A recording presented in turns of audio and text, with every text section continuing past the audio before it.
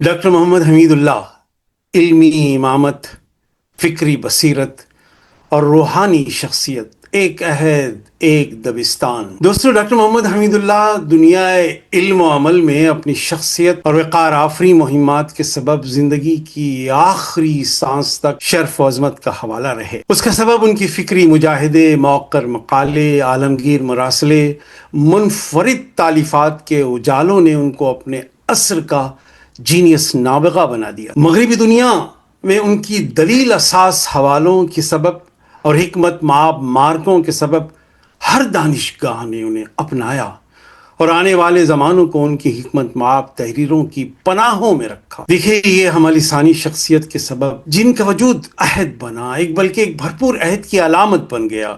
ایسے بلند کردار شخصیت کا مطالعہ، جیسا کہ میں نے کہا، کہکشانوں کی رہ گزر میں نوری رفتار کا سفر محسوس ہوتا ہے۔ ایسا سفر جس میں وقت اور فاصلوں کی اکائیاں وسیع تر ہوتے جاتی ہیں، علمی مارکوں کی تعداد ہے، ان کی ماہ و سال کے ہر پڑاؤ ہیں، ہر مہم پر ہمیں تھام لیتے ہیں، قیام کی منزلیں طے کرواتے ہیں۔ لیکن ہمیں حسن اختصار کو اپناتے ہوئے وقت اور نکات کا پاس رکھنا ہوگا۔ چلیے کہیں ایک کنارے سے میں اپنی بات شروع کروں۔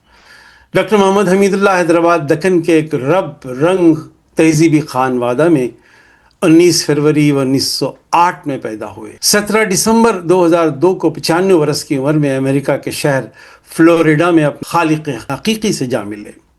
یعنی 20ویں صدی کی پیدائش ہوئی، لیکن اگلی صدیوں نے ان کو وسعت دی، قبول کیا، توسیع دی۔ ان کا گھرانہ جس میں علم محض روایت نہیں تھی بلکہ حیات آفری حوالہ تھا، اس لیے کم سنی میں ہی عربی زبان پر مہارت حاصل کی، پھر فارسی میں کمال حاصل کیا، اسلامی علوم پر دسترس حاصل کرتے ہوئے ایک توانا تبحر علمی کے ایسی منظم مستحکم بنیاد رکھی جس سے آگے چل کر تحقیق و تفکر کی فلک بوس عمارت ان کی ذات کے حوالے سے ان کی پہچان بن گئی۔ اب آئیے اکتساب علم کے مراکز کو دیکھتے چلتے ہیں کہ کہاں کہاں سے انہوں نے حالہ نور میں اپنے آپ کو رکھ کر زندگی کا سفر شروع کیا اور بڑھتے رہے۔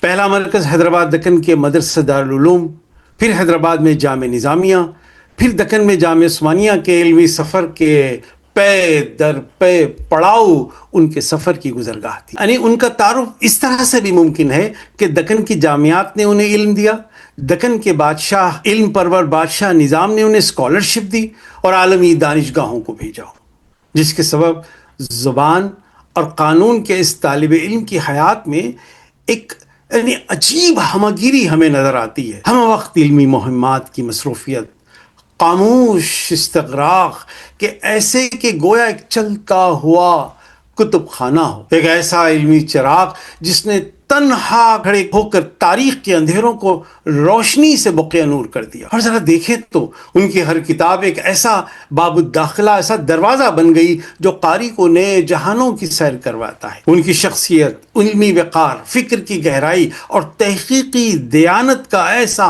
ہنگم، خوشگوار ہنگم بن گئی۔ یہی وجہ ہے کہ اسلامک اسٹڈیز کی جدید تشکیل میں علمی نگاہ رکھنے والوں کی نظر میں یہ فکری آفتاب کی حیثیت اختیار کر گئے۔ اب ان کی زندگی میں ایک تاریخ گھڑی آتی ہے۔ 1948 کے پولیس سیکشن کے بعد جب حیدرآباد دکن کی بادشاہت لپیٹ دی گئی تو دکن کی علمی، تہذیبی اور قانونی وجود کو ختم بھی کر دیا گیا، جس سے یہ شخصیت جو بین الثقافتی حکمت و حکومت کے علمبردار تھے بہت دل گرفتہ ہوئے، کیونکہ اس وقت ایک آئین ساز ذہن رکھتے تھے اور علم اساس شخصیت کے مالک تھے، کیونکہ وہ بین الاقوامی معاہدات، بین الاقوامی قانون اور آئینی تاریخ کے ماہر بن چکے تھے۔ یعنی اس لیے حکومت ہند سے اس جبری الحاق پر انہوں نے اختلاف کیا، مکالمہ کیا اور اپنی قانونی رائے بھی پیش۔ ان کا درد ریاست حیدرآباد کے الحاق پر اور بڑھا اور پھر اس کو بین الاقوامی قانون کے تناظر میں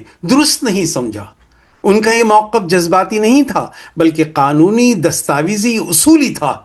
اس لیے وہ خاموش احتجاج پر اکتفا نہ کر سکے، اپنا مقدمہ بیرونی ملک لے گئے، بین الاقوامی سطح پر اس کو اٹھانے کی کوشش کی، عالمی قانونی اداروں سے بات کی، لیکن ان کا یہ طرز عمل کوئی سیاسی مہم نہیں تھی بلکہ ان کا ضمیر، قانون، علم الاصول کی پسندی کا سے اپنی وابستگی کا اظہار تھا۔